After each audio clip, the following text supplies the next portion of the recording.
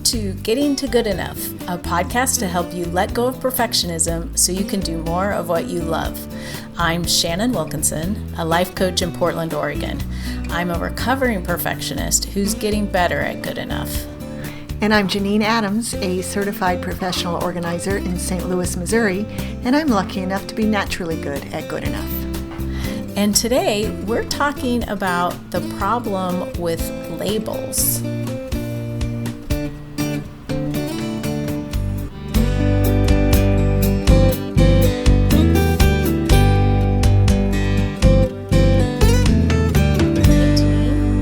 Hey Shannon, how are you? I'm great. How are you doing today? Wow, I'm good too. I like the fact that you are great. Did it sound like Tony the Tiger? A little bit. Yeah, I'm so glad you're doing so well.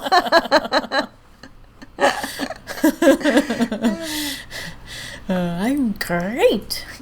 I wish I could roll my R's. You could work on that. Yeah.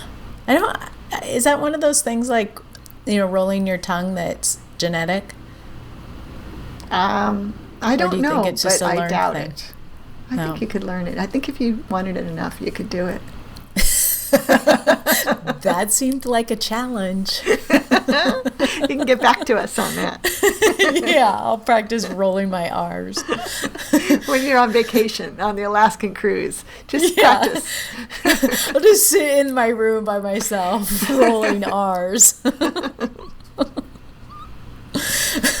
Yeah, I'll get back to you on that one.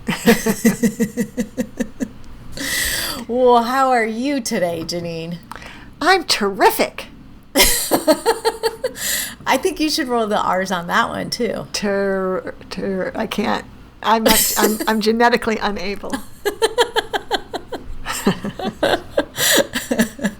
That's one of the things that, as native English speakers, we're just really not good at.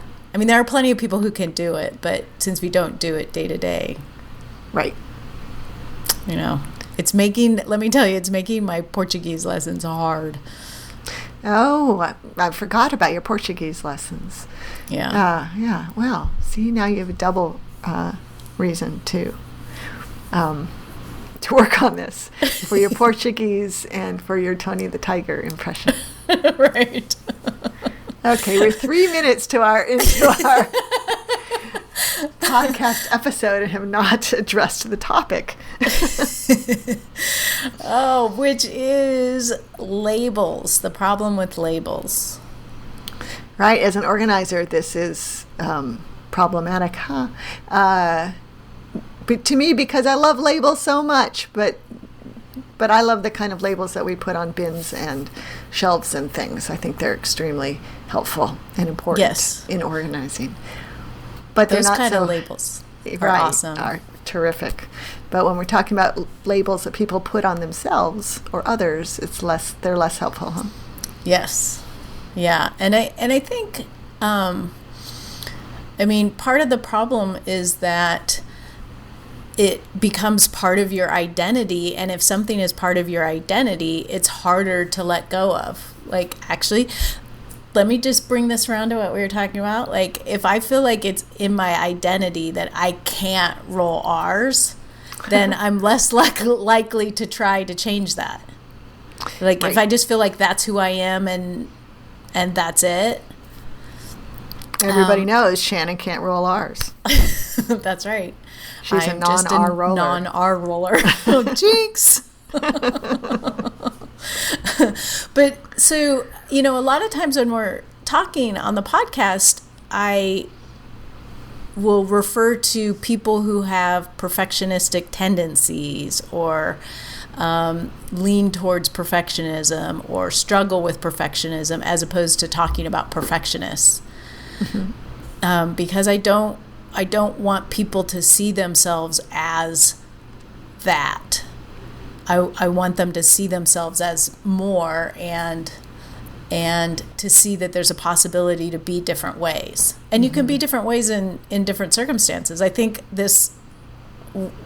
one of the things that prompted us to do this particular episode was when we realized that you, as a naturally good enough person, don't think of yourself as a perfectionist, but you have found a number of areas where you have been acting in a perfectionistic way. Absolutely. That's right. And one of the realizations I had about that was that, even though you were doing these things that were definitely sort of caught up in being perfectionistic, you didn't have the angst of feeling like a perfectionist and that you couldn't get over it. Right, because my label is of someone is good enough, is a good enough person, which makes me really happy. It's a happy-go-lucky kind of thing, which I find appealing for myself. I could be perfectionist about that one thing. It doesn't matter because I can do that because I'm a good enough person. That's right. And there's a lot of in between there. I feel like, we've been doing this for more than a year. That are we good enoughers? Is that what are we called? What are our listeners called? We might actually need a label for that. For what? For people who listen to the podcast? For people who have jumped on board the good enough train. I like it. We should work on a label. G-ears. Yeah. Good enoughers. Nuffers. Gnuffers. Gnuffers. Gnuffers. Oh my goodness. Well, one of my favorite podcasts is Dax Shepard's Armchair Expert. Mm-hmm. And they call the listeners armcherries. Right. And then they use cherries, like the fruit, to on social media and stuff, to represent the listeners. Oh wow. Which I thought was really cute. We should. When I first looked at it, I'm like, why are there cherries all over this? Right. I wouldn't have. I don't look at their social media, so I never noticed. But I'm pretty sure I wouldn't have caught it. That's pretty clever. Yeah, I don't know if we'll be able to come up with an emoji for good enoughers, but we're welcome to suggestions. No, yes. We're open to suggestions. Did I say welcome? You did. We welcome suggestions, and we're welcome to suggestions. Oh, maybe I'm not doing as great as I thought I was.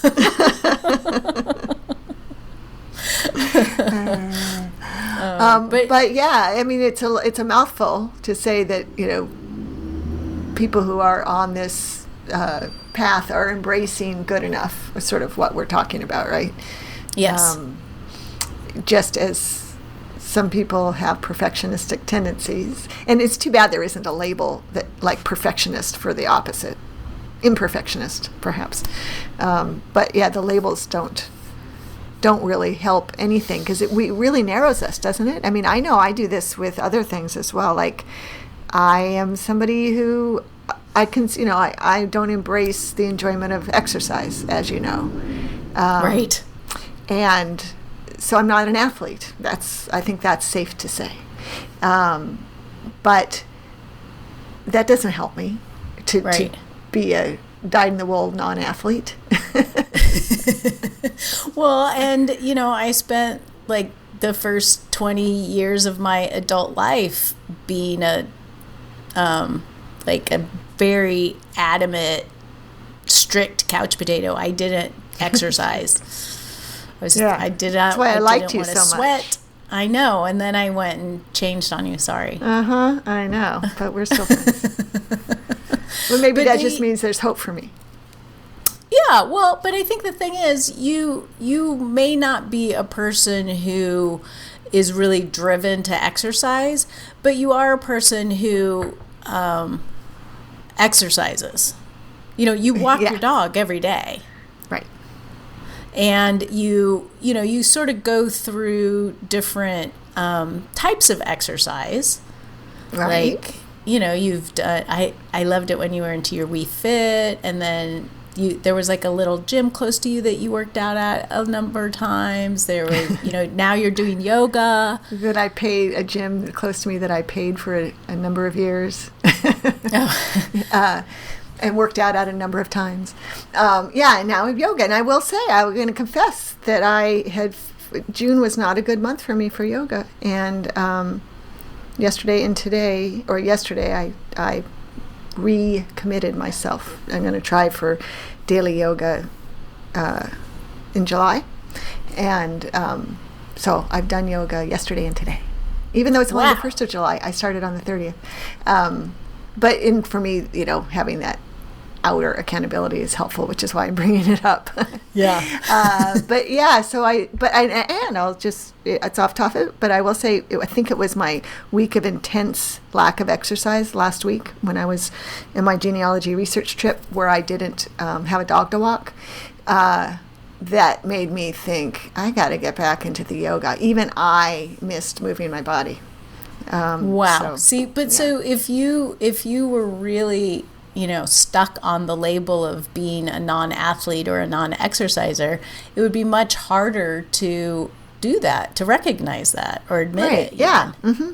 Right. Yeah, I think that's a good point. And that really that is what we're talking about here, is that if we identify with a label so much that we don't open ourselves up to possibilities outside of that, then we're leading a life that perhaps is unnecessarily narrow. Yeah, I think it is limiting. And it's funny. I was just thinking about how labels can be helpful in some situations too. I'm thinking, I went to a writer's retreat once, and the person who was putting it on, Jen Loudon, the first thing she did was give us all baseball hats that said writer on them. And she said, the first thing I want to, get out of the way here is that you're all writers. There are no fakers if you here. write, there's no fakers. You don't have to do anything in particular to be a writer other than write. That counts. And so that was a really positive use of a label. Right. Yeah. Yeah, that's great. It's a good point. Yeah. And I think, when I think about, I'm organized, right? I've always been, I'm organized. That's helpful to me. And people, and I'm disorganized, which is what I hear from a lot of people. When you slap that label on yourself, that's not very helpful. Because I see in people, sometimes they feel as though because they're disorganized, there's no hope that they could ever become organized or find a system of organization that would stick for them. When I think it's something one can learn.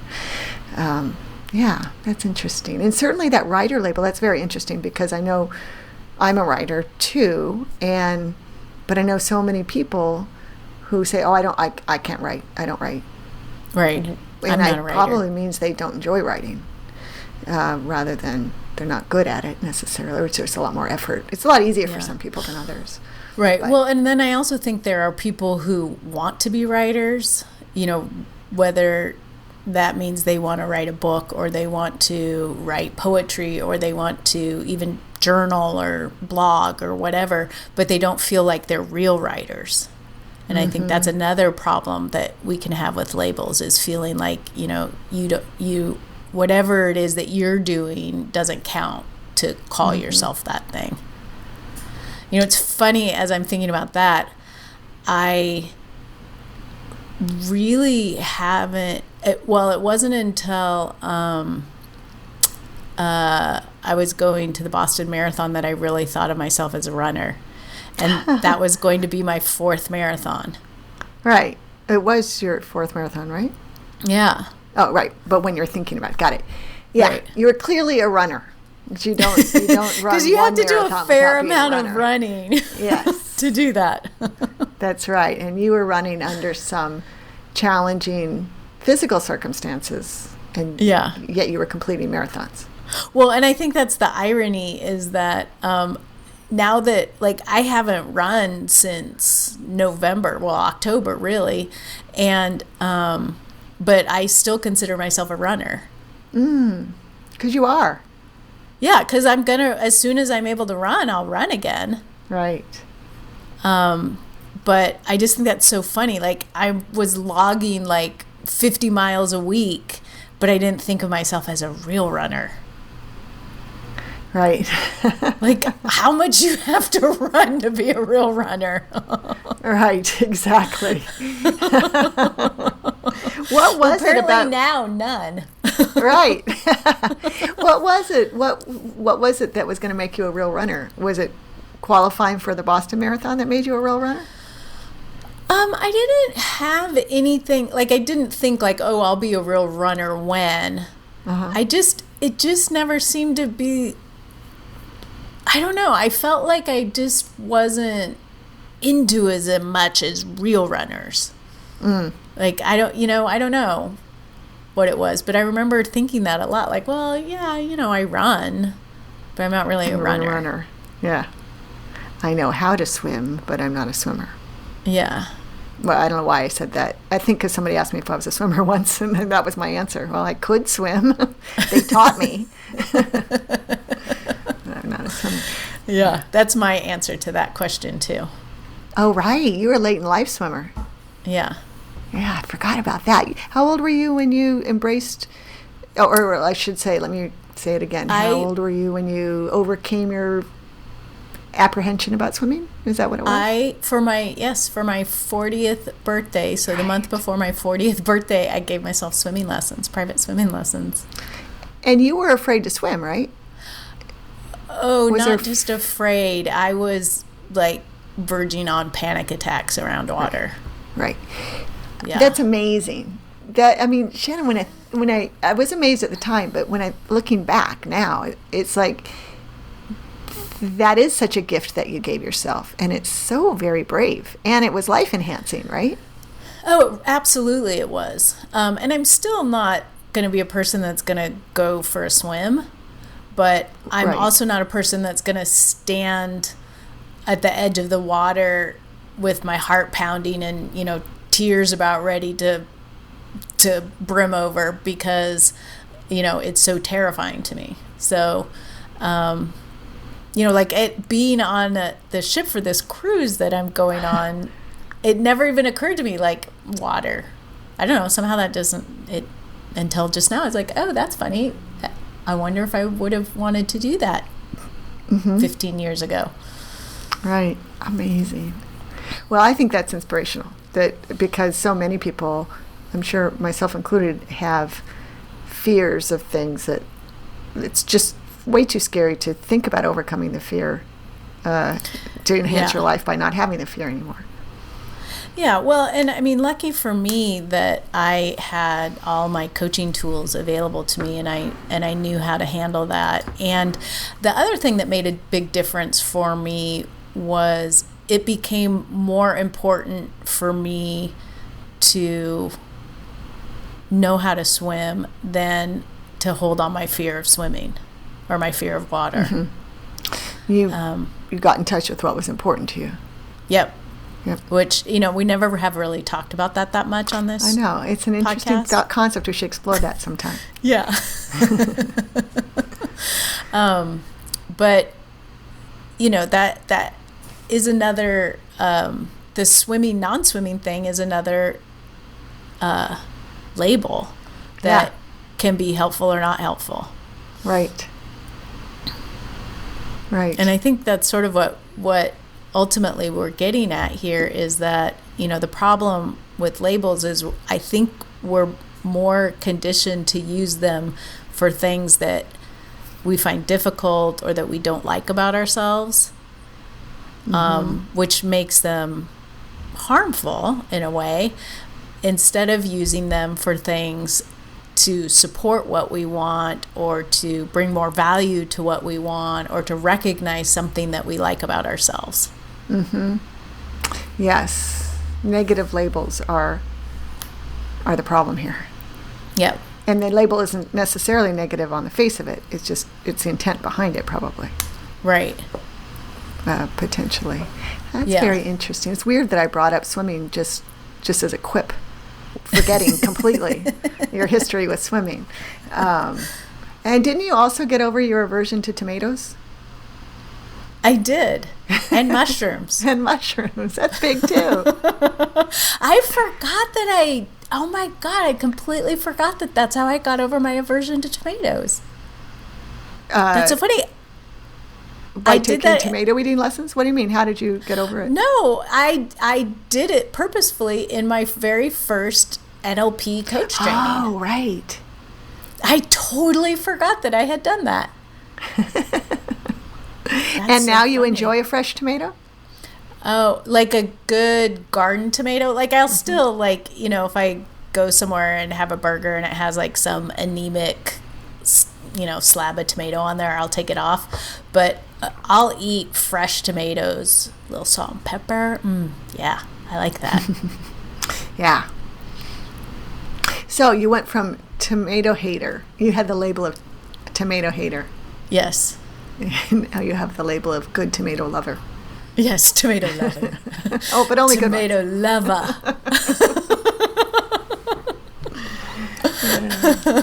But I'm not going to use it for green bell peppers. Oh, there's no point in that as far as you're concerned. Yeah. No, I think I'm holding on to that aversion. Okay. You're not perfect. Me and Barry. Okay. Yeah. Me and Barry. Barry's going nowhere near green pepper. Yeah. But yeah, I think it's interesting to think about like where are labels useful, and then what labels are you using that aren't helping you at all. Mm-hmm. And have you ever noticed this with, I mean, you talked about a little bit with clients when they think about like, I'm an organized person or I'm a disorganized person. But is that something that you sort of run into on a regular basis with your clients? Oh yeah. I mean, most people who call in a professional organizer, or many, feel they are disorganized. But for some people, especially those who are challenged by chronic disorganization, I think it's there's a certain amount of futility or shame or something associated with it that's particularly negative. Right. Also, a lot of my clients, as I think I've mentioned, label themselves as perfectionists, which they see as a tendency, as a contradictory to being disorganized, which isn't. I don't see that as contradictory, but it feels like a paradox, I think, sometimes. Right. But, excuse me, I'm trying to think what other labels I hear. Well, I label myself as messy, which I think is a true label. And I've gone from feeling bad about that label to being okay with that label. So that's progress, I guess. Yeah. Well, and I think that's that's one thing to pay attention to is how you feel about any labels that you use for yourself. Mm-hmm. And I know, like, if you don't care about being a messy person, then I think it doesn't matter. But if you think of yourself as messy and feel bad about it, feel shame about it, then that's something to look at. Mm-hmm.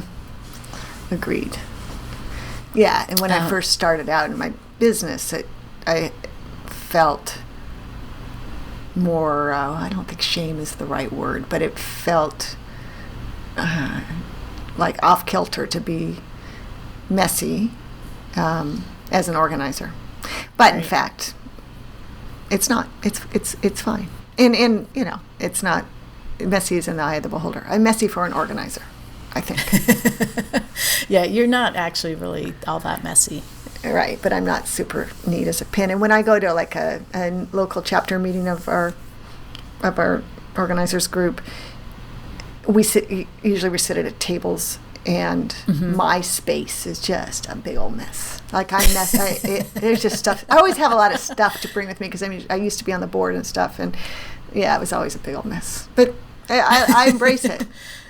Yeah. So it doesn't. Yeah, it's just how it is with me, and I function pretty well. So yeah, I think it's great.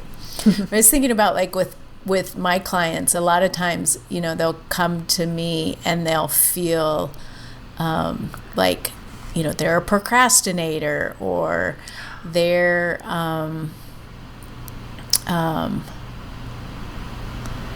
I can't think of the word, but procrastinator is a big one. And people feel so bad about procrastination all the time. Mm-hmm. Yeah, that's a label that really does a number on you. Yeah. I mean, especially if you try to live up to it. Right. Yeah. Right. Well, and I think that's one of the things is it's easy to sort of give up if you're like, well, I'm just a procrastinator and this is how it'll be. And then you're always feeling bad about leaving things to the last minute. Mm-hmm. If you're a person who leaves things to the last minute but always gets them done, let go of the label of procrastinator and think about it as, sort of just in time and embrace it. Right. Just in time. Yeah. Yeah. And isn't that a manufacturing principle, just in time? It is. Yeah. So instead of like manufacturing a bunch of stuff and maintaining an inventory, you manufacture it as you need it, essentially, as it, goes out the door. Right. Just in time. Or like print on demand books. Mm-hmm. Yeah, and I can imagine that a lot of your clients are looking for or label themselves as procrastinators and are able to find some tools working with you that allow them to not put off getting started, because it's right. I would imagine. Yes. I feel as though I fall into that camp. I used to be a big procrastinator. I don't feel like I am now. Probably has a lot to do with working with you. Well, that I would be really happy if that was the case, because that's one of the things that I feel so strongly about is helping people sort of get over however they're labeling themselves to be able to do the things that they want to do. Mm-hmm. And if you start out thinking like, oh, even just I can't do that, oh, I'm not a person that does those sorts of things. Mm-hmm. If you feel it at sort of at the level of identity, like who you are as a person, then that's definitely a label to explore, particularly if it's holding you back. Right. I keep coming to in my mind as we're having this discussion, something I've been noodling around for a while, which is that I don't I don't use power tools and stuff. I'm not handy. That's it. I'm not handy. I mean, like, at all. And I'm married to somebody who's also not handy, but he knows a little bit more than I do. And so I ask him to do anything that's handy-ish, or we hire somebody. But I now, I have team members, almost all of whom are women, and some of them are handy. And they watch them do these things with utter confidence. And I'm thinking, geez Louise, I should just go, like, I literally was thinking about this morning when I was making coffee. I should just, like, look at the community college catalog and sign myself up for some using power tools or whatever classes might be out there, and let go of that label and become handy. Yeah. Why the heck not? Because it bugs me that I feel helpless in that regard. Yeah, I'm sure. And there's got to be some sort of, like, be your own handyman kind of class at the community college, or you can learn to hang a picture and fix a leaky toilet, which sounds hard but is not that hard. Right, that's right. You're pretty handy, right? Yeah.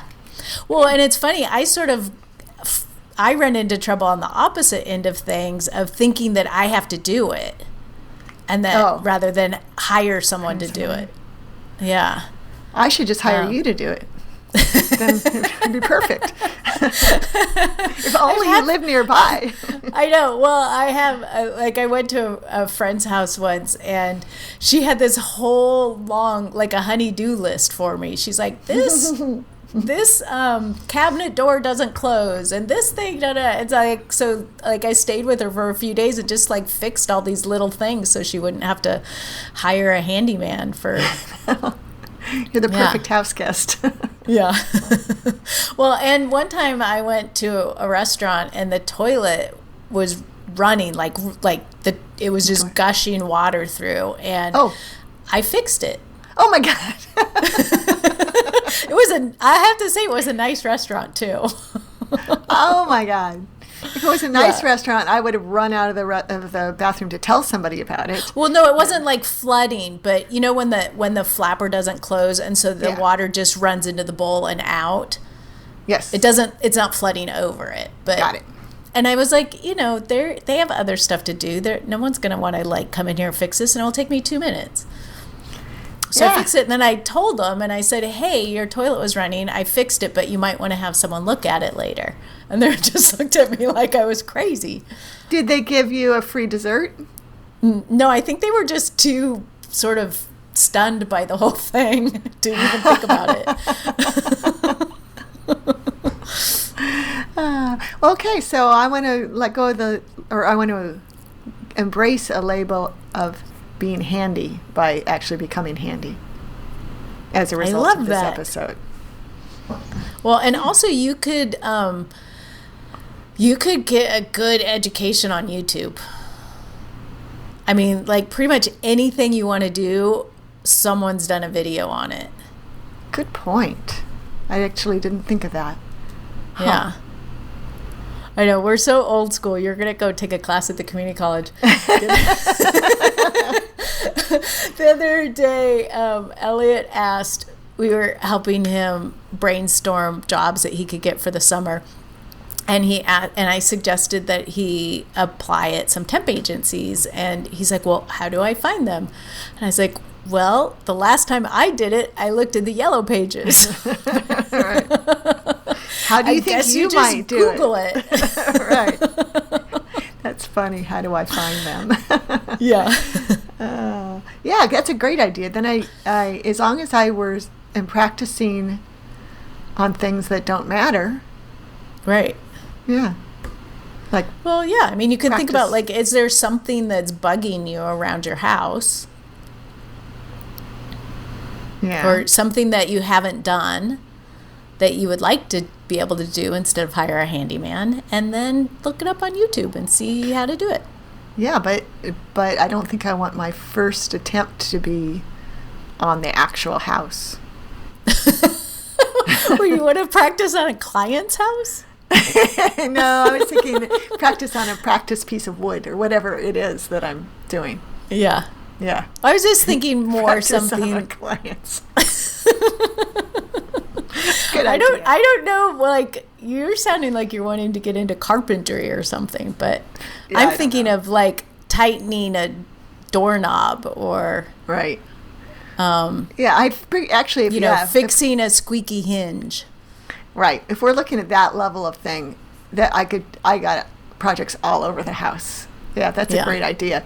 And our shower, you know how we have claw-footed showers, and it's got the claw-footed tubs with the shower converter, and the diverter lever, the one that makes it go from coming out of the faucet to coming out of the shower. Yes. Is not functioning. Oh, so Google that. Yeah, I sent my handyman to look at it, the one who is upstairs right now. Oh, yeah. And he proclaimed it. The resident handyman. Uh-huh. He proclaimed it broken. But maybe I'll do a little Googling. Well, so if it's already broken, see if you can find something, try it a little bit. Worst case scenario, you can't fix it, and then you call in a plumber to take care of it. Yeah, he says it just has to be replaced, but how good would it feel if you were actually able to fix it? That would feel good. Yeah, I should try it. I've got a light week this week, so I think that's that's going to be a fun project. The whole idea of using my house as a workshop to become handy without fear. Yeah. I think I have a Reader's Digest published book about it around here somewhere, about home repairs. I might have one of those too. Maybe I'll mail it to you. No, I really have one. Yeah, oh, do you? Yeah. Not that it's ever been opened. I don't think. Like, you probably got it as a housewarming present. Right. Yeah, I actually probably have gotten rid of it by now. But YouTube is better. So as long excellent.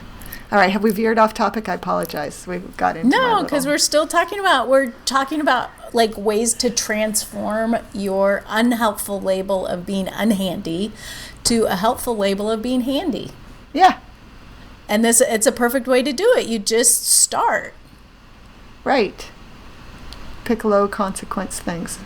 I'll do it. Yep. I'll keep track. I'll let you know. Excellent. That's exciting. And I guess don't think my I have to thing go to is the community college. Sorry. No, but I kind of want you to, because that'd be really cute. I'll go to the senior adult center and take a class. Oh my God, that would be even cuter. Okay, I interrupted you. You were saying your thing is. What's your thing going to be? Your label? I don't have one. I was going to make a joke about rolling my R's. Oh, right. I already forgot about that. You don't have an unhelpful label to let go of, Shannon? Oh, I'm sure I have many. None of them are coming to mind right now. Right. Oh, you know what has been a label that is giving me troubles is thinking that both because of my previous head injuries and my age that I have memory problems. Mm-hmm. And I just sort of think that's who I am. And it's not very helpful because I actually remember a lot of stuff that other people don't remember. And there are definitely things that I need to track in a different way than I used to. But, you know, it was funny. Yesterday, Mike was looking for something, and I can't go into the basement right now because there's no handrail. Mm-hmm. And so I haven't been into the basement for 6 weeks. But there was something he was looking for, this cleaner. And I said, you know, I think the last time it should be on the shelf. If it's not on that shelf, then the last time it got used was when you were cleaning the house, and I think you had it in a blue bucket that was next to the shelf. Wow. And he goes downstairs, and he comes up, and he's like, I don't know why you think you have memory problems. That's exactly where it was. It was in a blue bucket next to the shelves, and it was in there because I had used it for cleaning the house. So there you go. Right. It's not, the label of having a bad memory isn't helpful and isn't accurate. Right. You just have a different memory than you used Although to. I'm sure I'll forget about our recording time next time. I don't put it in my calendar. Well, the problem is we put it in our calendars, but then we doubt ourselves, right? Because half the time we put it in wrong. Right. Well, that's it. Yeah, you got a text from me last night when I said, "Hey, this is what I have in my calendar. Is this right?" Yeah.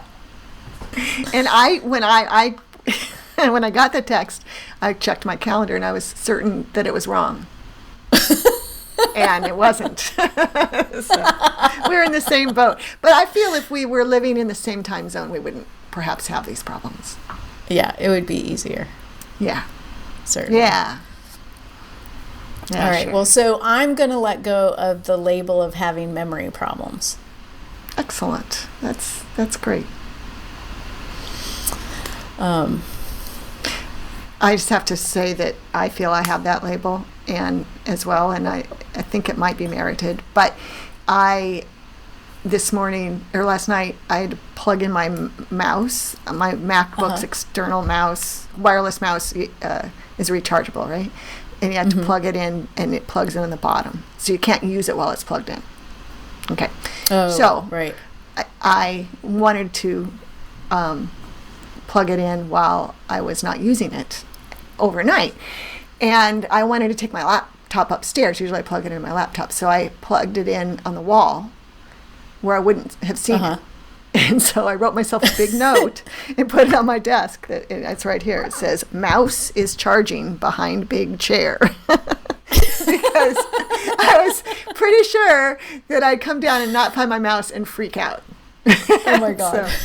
But in fact, probably because I wrote that note, I had no trouble remembering that that's where it was. Right. Yeah.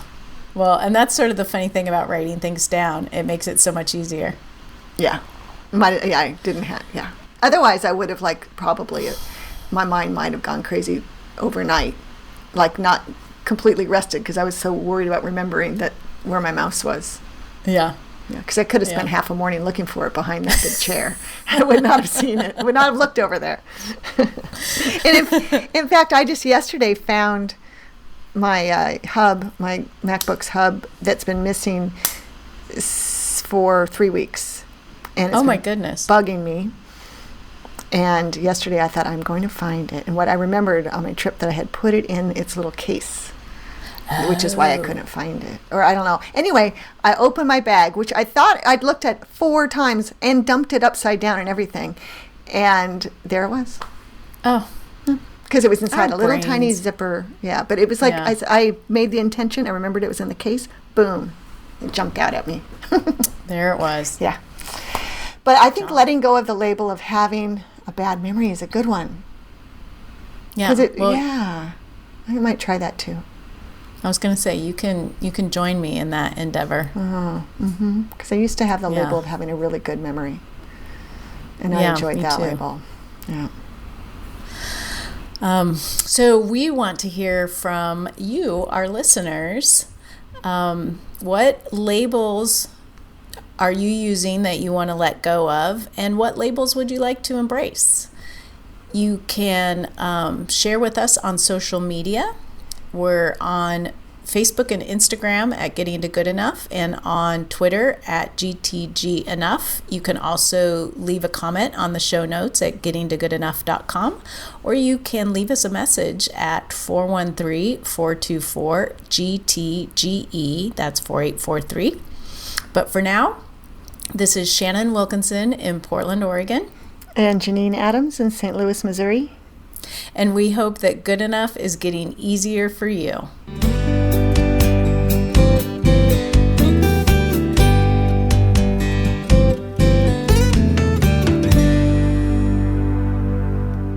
I'm still going to practice rolling my R's. Oh, good. Please report back. Yeah.